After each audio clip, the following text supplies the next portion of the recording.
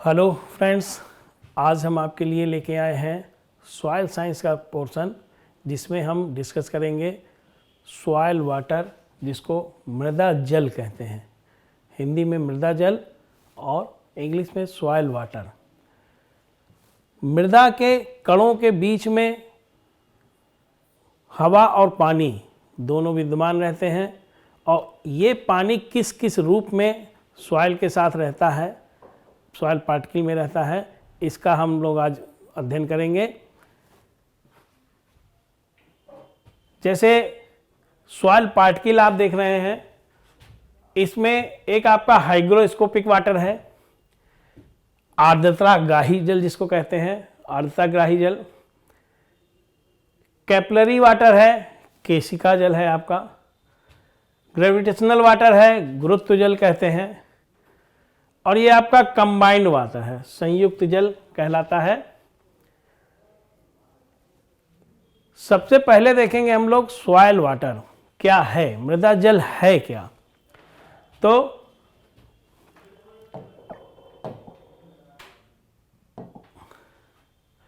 Soil water which are present in soil and plant take soil nutrients by this water is called soil water, is called soil water. Water is also help to photosynthesis, मतलब मृदा जल वह माध्यम है जिससे पौधे द्वारा सभी पौधों के पोषक तत्वों को आत्मसात किया जाता है, या पौधे वो तत्व लेते हैं। नेक्स्ट आप देखेंगे कि ये कई प्रकार के हैं।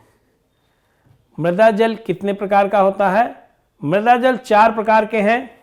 आर्द्रताग्राही जल, गुरुत्वाकर्षण जल, संयुक्त जल और केशिका जल। इंग्लिश में hygroscopic water, gravitational water, combined water और कैपिलरी वाटर। ये 4 प्रकार के जल हैं जिनको अलग अलग हम देखेंगे। सबसे पहले आप आइए hygroscopic water. Water absorbed from the atmosphere and held very tightly by the soil particles so that it is unable to plant। क्या हुआ मतलब? आर्द्रताग्राही जल मृदा में उपस्थित वह जल जो शुष्क मृदा को संतृप्त वातावरण में रखने पर उसके कणों की आकर्षण शक्ति के फलस्वरूप अवशोषित कर लिया जाता है। ये क्या कहलाता है? ये आर्द्रताग्राही जल कहलाता है। It is found on 10,000 atmospheric pressure. यह 10,000 वायुमंडलीय दाब पर पाया जाता है।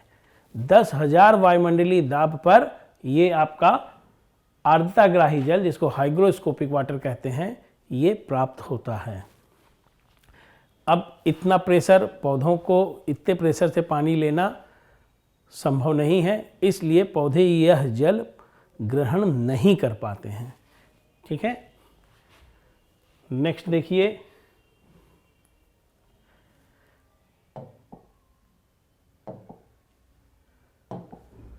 ग्रेविटेशनल वाटर, जिसको गुरुत्वाकर्षण जल कहते हैं। The water which percolates deep in the soil due to gravity is called gravitational water।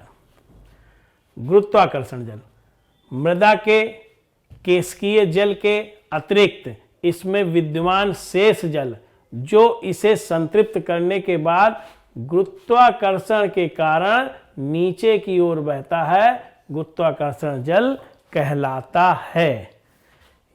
यह पानी जो गुरुत्वाकर्षण के कारण नीचे की ओर जाएगा, ये गुरुत्वाकर्षण जल का आएगा। This water found on less than 0.33 atmospheric pressure.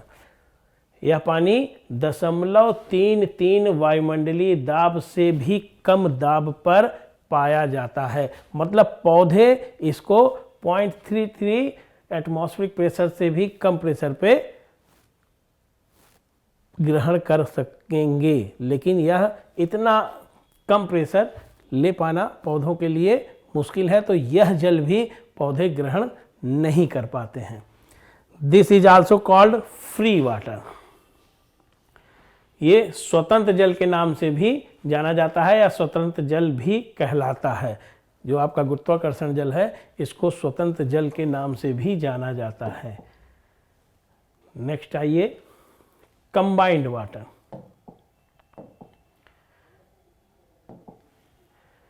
संयुक्त जल। Combined water is small portion of soil water that is chemically bound with soil materials. संयुक्त जल क्या है आपका? संयुक्त जल मृदा जल का वह भाग होता है जो रासायनिक रूप से मृदा कणों से बंधा रहता है। रासायनिक केमिकली बॉन्ड होता है सॉइल पार्टिकल्स के साथ। रासायनिक क्रियाओं के द्वारा ही इसको पार्टिकल से अलग किया जा सकता है।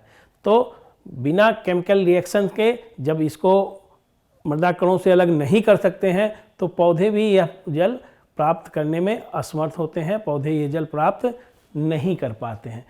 This is also called crystal water. यह आणविक या स्फटिक जल भी कहलाता है आपका कंबाइंड वाटर। नेक्स्ट आइए,